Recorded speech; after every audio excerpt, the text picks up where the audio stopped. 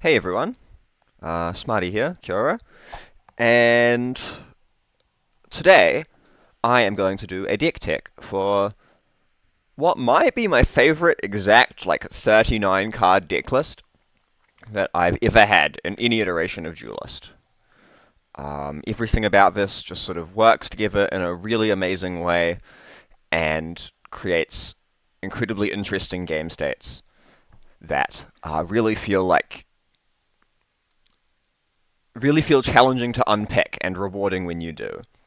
So the deck I'm talking about is Walls, and specifically this list is built by a player Weakling several months ago. Several balance changes have passed since then, and the deck has been hit a couple of times, or not hit, but necessarily but changed a couple of times.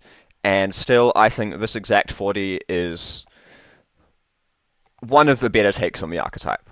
I don't want to say the best because I haven't tried them all, but generally a really strong, interesting deck list. Very compelling. So, Walls historically was a Vanar deck that you kind of use stuff like Gravity Well to pump up Borean Bears and try and lock people in. Blazing Spines wasn't really playable at this point, so you'd go for stuff. And Mementos didn't exist, so your only real walls were Bone Chill Barrier and Gravity Well, and you'd try and pump up big bears, hope people couldn't remove your Gravity Wells, and Razorback them up. And generally, this deck was fun and interesting to play, but struggled a lot against AOE. If your opponent had a well-timed Tempest, that could basically ruin your game, and it's quite hard to play lists that get game ruined by Tempest or Spirit Harvester, more importantly, actually, as a recurring AoE piece. Spirit Harvester has been nerfed, so now it only does 1 damage, which doesn't kill many of our things, and the things it does kill, we often want dead, as we'll see in a second.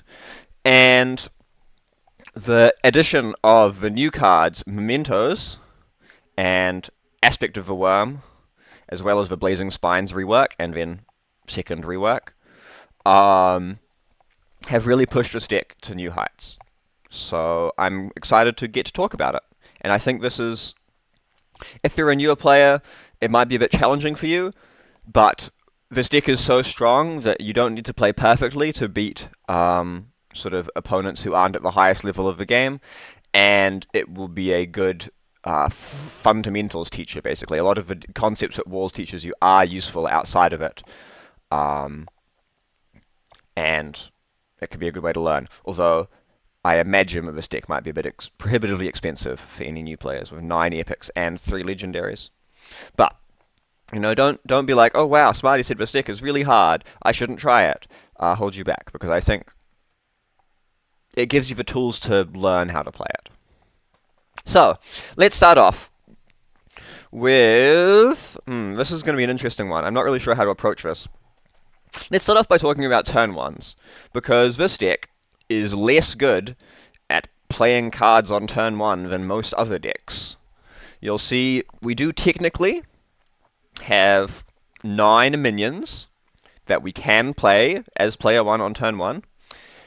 You will also notice that 6 of them we are quite unhappy to do so with. Snow Chaser, playing it on turn 1 makes it vulnerable to removal, and it won't return because it hasn't been infiltrated yet. And Half Sister is not a great turn 1 play because it is a vanilla 3-2. It's still fine, you'll still do it, especially, if there's nothing else, you'll just play a Half Sister and you'll be fine with it. But it's definitely not ideal. And the reason this deck can get away with it is because of all of these spells. Mementos, Blazing Spines, and Bone Chill Barrier, which create minions. They create multiple minions. And what this means is that you can get some really, really nasty turn 1s. It's not super uncommon to do something like Mementos plus a 2-drop, or Mementos plus Snow Chaser to take the tile away from your opponent. Or you can go reach down with Blazing Spines and grab a mana tile there, and then play a Snow Chaser, sort of to the right of the spine so that it can trade into whatever your opponent's going to play next. I've even, on a couple of occasions, I've taken screenshots and put them in the Discord, done things like triple mementos on turn 1, or 2 mementos and a snow chaser, or 2 mementos and a blazing spines. Especially when Blazing Spines was a 1-mana spell that made 3 ones. This was a really horrifying prospect. It's been slowed down a little bit, but generally, Walls turns 1s are not always, but not rarely, incredibly explosive compared to basically every other deck in the game, because of the amount of access you have to mana tiles, even as player 1, and the sort of pressure you can exert with that. Obviously, it can be awkward if you're playing Walls to grab mana tiles, because they're not very close to anything. And Walls can't move, and you want them to die. You want to do things with your Walls, right? You want to trade in your mementos so you draw cards. You want to have your Blazing Spines close to things so they take up space and can eat 2-drops. You want your Bone Shield Barrier? Bone Shield Barrier is neither here nor there. But Bone Shield Barrier, lots of bodies. And one of the ways that this deck can sort of capitalize on having a bunch of bodies in the middle of nowhere is Aspect of the Worm, right? 2 mana, put a copy of this minion into its owner's action bar, transform it into a white worm. White worms are 4/4s with no text. And the way Transform works is that it will preserve the activation status of its sort of prior copy. So if you cast Aspect of the Worm on an active wall, one that you summoned last turn, the worm will be active. It will be able to move and attack immediately. So what Worm lets you do is lets you say, okay, well, I have a wall and it's kind of in a bad spot. It's a bit far away. I will just pick it up, turn it into a 4/4, move it towards things, maybe trade into something, because 4/4 is a lot of stats for 2 mana. And then I can either keep my wall in my hand to save for a combination play with Aspect of the Mountains later.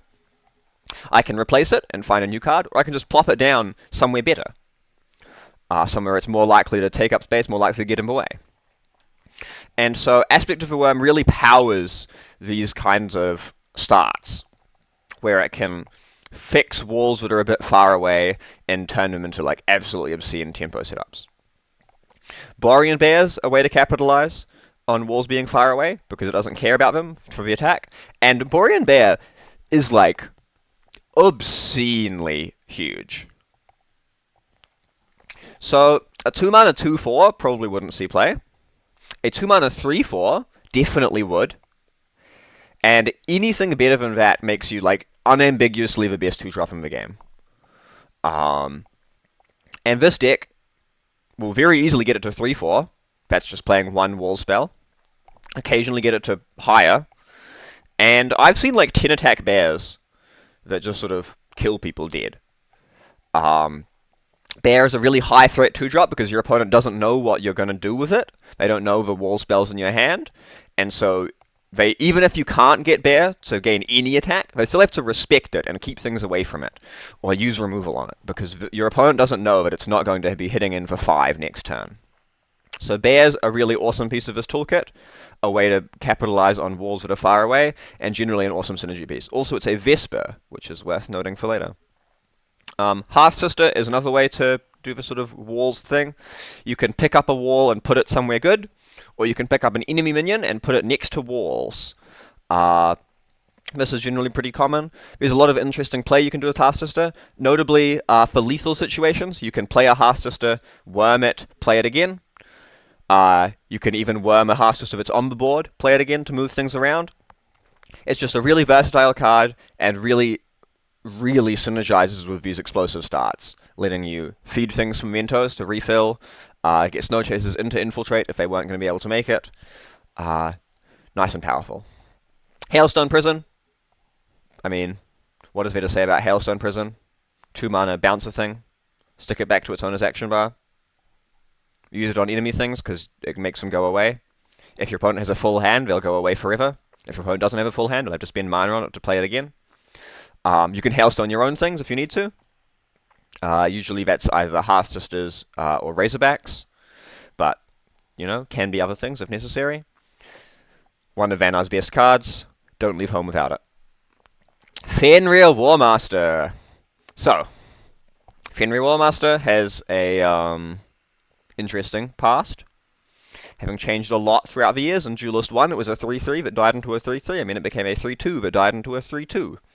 Then it got back in Duelyst 2, started off as a 3-3 that makes a 3-3, got nerfed into a 3-4 that makes a 3-2, got nerfed again into a 3-2 that makes a 3-4, and now it's been reverted all the way back to its original 3-3, make a 3-3 when it dies.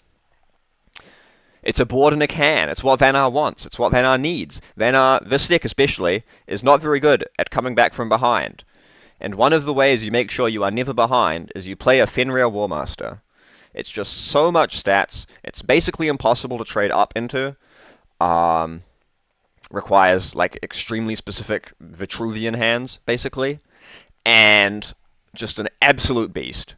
Fenrir Warmaster, play it in literally every Vanar deck. It is mandatory.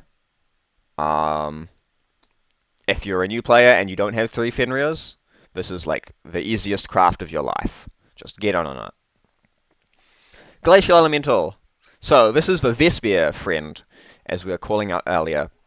So it works with Snow Chaser, Borean Bear, itself, it is its own Vesper, and Bone Shell Barrier, which we'll talk about in a second, because Bone Shell Barrier needs a little bit extra context to really be understood. So, Glacial Elemental, for those, also has had a storied past. Its current edition is a 3-mana 1-3. When you summon a Vesper, deal 2 damage to a random enemy minion. So this is another sort of really insane tempo tool. In the mid-game, it's not great early. You don't want to play it by itself unless you just have to and literally can't do anything else. But in the mid-game, if you play this alongside a Vesper or 2, which clears their thing, now your opponent has to kill this stupid backline Glacial Elemental. And that can be difficult, especially with the amount of pressure your deck is exerting. So Glacial Elemental also snowballs really hard. So if they can't kill it, you're basically going to win. If it lives for 1 turn and you play some more Vespers and get more value off it, it's just like totally obscene. We can argue, there's been a lot of discussion about the health of Glacial Elemental and whether or not it existing is good for the game, but whatever it is, it's definitely really strong in this deck. Lady Luck. This is the other 3-drop that synergizes with Bone Shell. So this one's a bit complicated, so I should really go over this one's text. It's a 3-mana 2-3 with Provoke, and Opening Gambit. Other minions you summon this turn gain +1/+1. Other minions you play this turn gain Provoke. So, there's an important distinction to be made here. Summon means you put a minion onto the board from anywhere, right? Play means I took a card in my hand and I put it onto the board. So, for example, if I... let's just get started with all summons... No, sorry. All plays, anytime I play a card, I am also summoning it. But anytime I summon a minion, I am not necessarily also playing it. So, for example, if I go Lady Lock, Borean Bear, Mentos, the output will be a 3-mana 2-3 Lady Lock, a 2-mana 2-5 Provoke Borean Bear, because it was both summoned and played, and 2/2/2 Mementos without Provoke. They don't have Provoke, they weren't played from your hand. Even if the spell that made them was, that's not how Lady Lock works. She cares about the minions being played. What else is there to really say about Lady Lock is she's really, really strong with Bone Shield Barrier. So, Glacial Elemental, really good with Bone Shield Barrier because it is 6 damage for 2 mana. Good trade. Makes bodies. Lady Lock, good with Bone Shield Barrier because it is an enormous amount of stats to put out for 5 mana. You play Lady Lock, you have a 2-3 Provoke, and you can then put some Bone Shield Barriers down, which become 1/3s, which, when they get attacked, they stun the enemy minion that damage them, right? And with proper positioning, you can often keep the lock safe so that their general is stuck, can't deal with the Provoke, and even if they do break the Provoke, kill the lock, They still can't move because they are surrounded by bone shield barriers that are also tough to shift. And you don't really want to spend that many resources on killing them because they're like a third of a card each. So just kind of a nutty thing. Oh, actually, that's an important thing to know with Lady Luck. Aspect of the Worm is a transform. So Lady Luck will never, ever buff the Worm. It will always be a 4/4. You can never give it +1/+1. You can never give it provoke because it's not being summoned. It's just a minion turning into a different minion. Sound good? Excellent. So Lady Luck and Glacial Elemental are the reasons Bone Shield Barrier really gets going in this deck. When playing, usually you're trying to get one of these and then start looking for Bone Chills. Although you can do it the other way around. It really depends on the game situation. That's basically the entire... Every time I talk about this deck, it's going to be like, it depends. Because you have so many tools, even if your game plan is relatively linear. You know, tempo them out. Never let them get ahead. Just sort of keep your foot on the gas. The ways you have... The abilities... The tools you have, which let you approach the situations in the game, are incredibly versatile. And so there are generally lots of different ways to go about things. And it'll really depend on the specific situation. The last two cards of this deck are Razorback. You know it, you love it. 4 mana, 4/3, opening gambit, give other allied minions +2/+0. So Razorback will kill people. I think the use case for Razorback is pretty understandable. You play it when you're ahead. You make people die. You don't have to play it when you're ahead. You can play it when you're sort of even if you have to, but it's not great. You can make good trades with it. Turns mementos into 3/1s. That kills, 2 drops. Turns Snow Chasers and Blazing Spines into 4 attack minions, which isn't a massive breakpoint, but is definitely sort of convenient to have. Bone Chills get to 2 attack. Locked Bone Chills get to 3, which is an extremely important breakpoint. Fenrir's hit 5, which is pretty valuable. And Worms get to 6, which is, if a Hailstone Golem is really, really ruining your day, I guess. But yeah, mostly, if you've got a Razorback in hand, you should be checking to see if it kills your opponent when you play it. Common lethal patterns involve going Aspect of the Worm, Razorback, to pick up a wall that's far away, move it towards the enemy general, give it some attack, blam. Or Hearthstone the Razorback to do roughly the same thing, with slightly less shenaniganry. Yep, Razorback, pretty simple, classic. Aspect of the Mountains is the last card in this deck, and it's sort of... may look a bit out of place. It's a 6 mana spell, transform a minion into a Seismic Elemental, that's a 3 mana 5/5? 4 mana 5/5? Let's see. Sorry, doing some research. Am I doing some research? There we are, 4 mana 5/5. Excellent. Yes, I'm sure people will be thinking of the Hailstone Prison copy pasta right about now. But anyway, turn into a 5/5, deal 5 damage to enemy minions nearby it. So, basically, the reason this is in the deck is because sometimes your opponent will, in the mid-game, instead of killing all your stuff, because they can no longer do that, they just won't be capable. They've run out of stuff that kills your things. They will play a board of their own. And Aspect of the Mountains is really good when you have a board and your opponent has a board, because you can just turn one of your minions into a 5/5, kill all their stuff, and then keep whacking them. Also, this is uncommon, but has come up a couple of times while playing this deck. You can Aspect of the Mountains your opponent's things to get rid of provokes. Like if your opponent has an Ironcliff and a Silver Guard next to him, that's a 3/10 provoke and a 3/5 provoke. You can turn the 3/10 provoke into a regular 5/5 and kill the Silver Guard. And then start whacking them in. Worth knowing. Aspect of the Mountains often comes down on 7 mana because of Mementos or Snow Chaser. It can come down on 6 mana with Aspect of the Worm, because walls, all 3 wall tokens, cost 0 mana. So if you put them back into your hand, you can now preserve them, leave them in your hand until 6 mana, where you can, on 6, play a 0 mana minion and then Aspect it. I'm sure many people are familiar with stuff like Macantor Warbeast and Lionar's sort of 2-drop plus Holy Immolation play on 6. But Aspect of Mountains doesn't go face, but is generally better because it is more damage and leaves you behind with a 5/5 rather than something smaller. So if you do get the opportunity to do that sort of thing, I recommend it. It's a really insane play, especially if your opponent isn't paying attention and doesn't recognize that it's something you can do. Overall, this deck is really just sort of going for it. You play your cards, you position them well, and that can be difficult to learn. And you kind of approach each turn as it comes. And usually, you're in the driver's seat for the whole game, and eventually your opponent falls over. I think that's it for this deck tech video. I am going to make some sort of another video, maybe today, maybe tomorrow, where I talk about some games I played with it recently that are interesting, and I can talk about specific lines and positioning that I did, and some mistakes that I made, because this deck is extremely difficult to play at a sort of perfect level. And yeah, so I hope you check those out once they're up. I might try and link them in the description or whatever, see how YouTube goes. Thanks everyone for watching. Bye-bye.